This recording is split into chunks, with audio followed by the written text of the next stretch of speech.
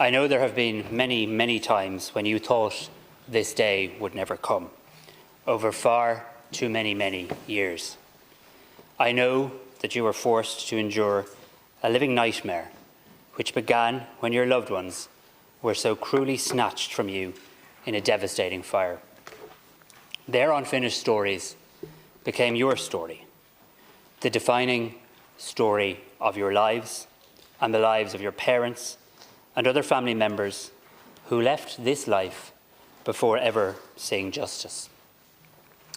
I am deeply sorry that you were made to fight for so long that they went to their graves never knowing the truth.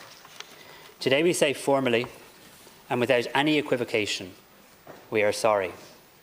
We failed you when you needed us the most. From the very beginning, we should have stood with you, but instead, we forced you to stand against us.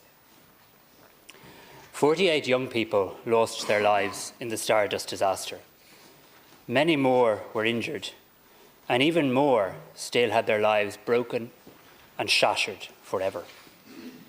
When I met with you in government buildings last Saturday, you reminded me of another time when 4 of your family members waited for days in the cold security hut, protesting your exclusion and hoping for access.